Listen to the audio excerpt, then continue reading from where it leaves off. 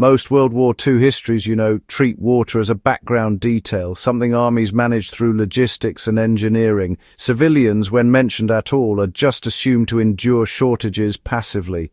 That assumption is wrong and, honestly, dangerously so. Across occupied Europe, besieged cities and bombed industrial regions, civilian survival often hinged on improvised water systems that operated outside official infrastructure and sometimes even against state orders.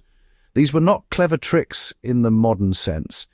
They were adaptations born from contamination, ration collapse, and, the quiet realization that municipal water could no longer be trusted.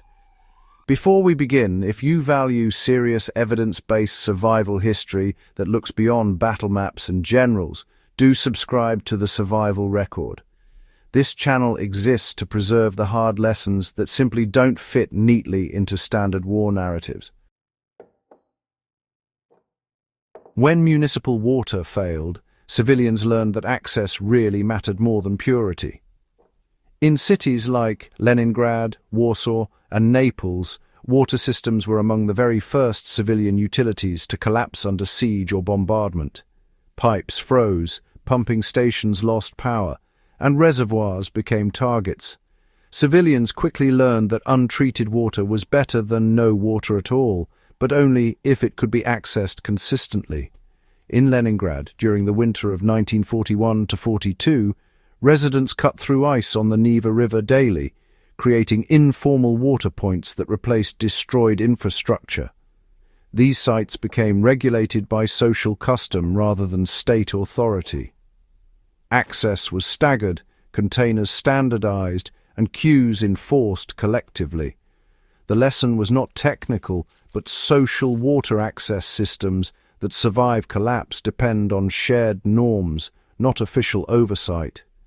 Post-war civil defense planning quietly absorbed this insight when designing decentralized emergency water points.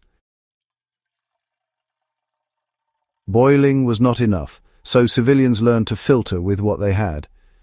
Boiling water is often presented as the universal solution, but honestly, fuel scarcity made prolonged boiling unrealistic for civilians.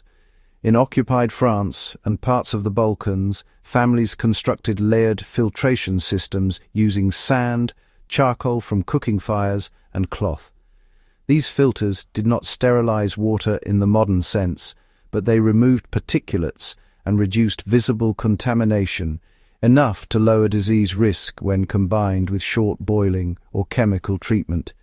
German military manuals later noted that civilians in occupied zones were achieving lower dysentery rates than expected, a quiet acknowledgement that improvised filtration was working. The broader lesson is, uncomfortable. Effective survival solutions are often dismissed because they are imperfect, even when they significantly reduce risk under constrained conditions. Rainwater collection returned as a survival practice, not a rural relic.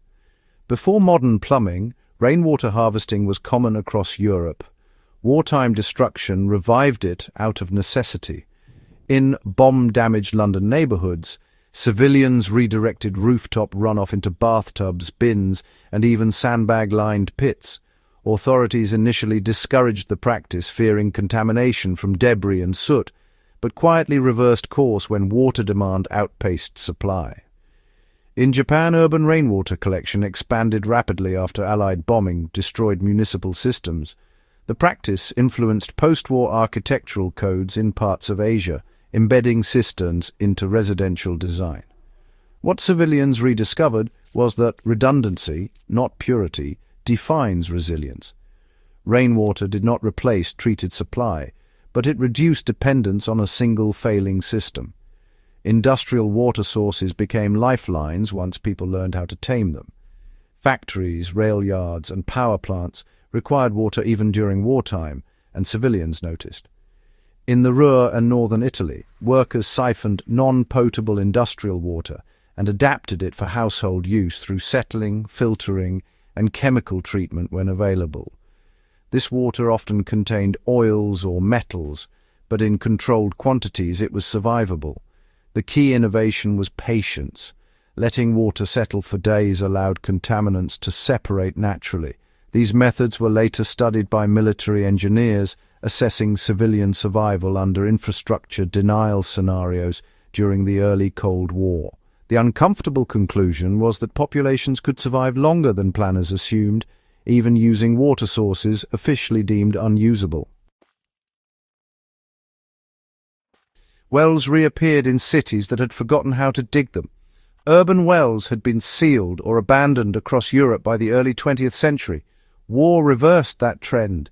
In Berlin and Vienna, civilians reopened old well shafts using hand tools, guided by pre-war municipal maps and oral knowledge from older residents. These wells were shallow and vulnerable to contamination, but they functioned when centralized systems failed. The practice highlighted a critical vulnerability in modern cities: dependence on deep, energy-intensive pumping. Post-war urban planners rarely advertised it, but many cities quietly preserved legacy wells as emergency backups, a direct inheritance from civilian wartime improvisation. Snow and ice became strategic resources rather than obstacles. In northern and eastern Europe, winter water collection shifted from rivers to frozen precipitation. Snow was cleaner than surface water contaminated by corpses, waste, and fuel residues. Civilians learned to melt snow slowly and filter the meltwater through cloth to remove ash and debris. This practice was widespread in Finland, the Soviet Union, and parts of occupied Norway. Military survival manuals later formalized these methods, but the original innovation was civilian. The lesson here is seasonal thinking. Civilians survived by treating climate not as an enemy, but as a rotating set of resources. Chemical disinfection moved from the military to the kitchen. Chlorine tablets and iodine were military tools long before civilians used them. Wartime shortages changed that. In Britain and Germany, civilians salvaged disinfectants from bombed hospitals and industrial sites, carefully diluting them for water treatment.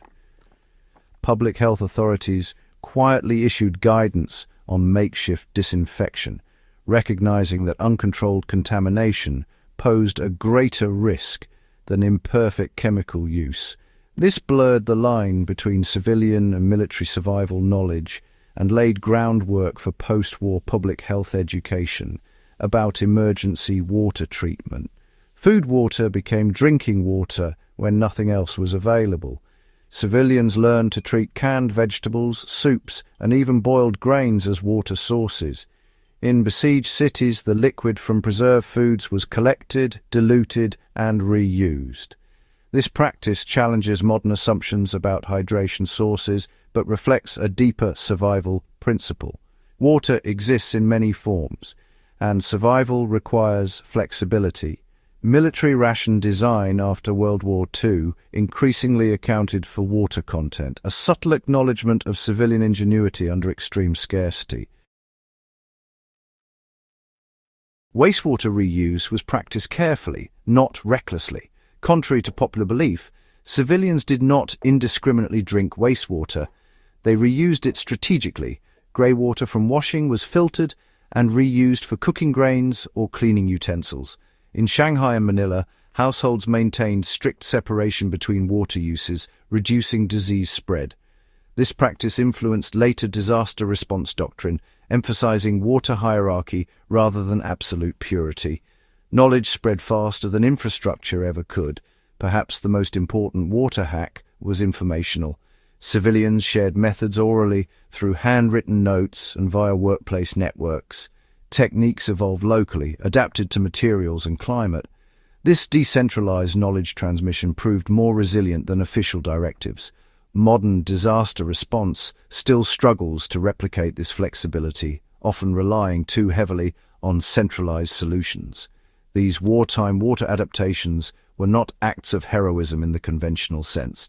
They were quiet recalibrations of daily life under conditions where failure meant disease or death. Remembering them matters because they expose a truth modern societies prefer to ignore. Resilience does not come from technology alone, but from the ability to adapt systems when technology fails. If you value this kind of grounded, overlooked history, subscribe to the Survival Record and share this video with others who care about understanding the past not as spectacle, but as instruction.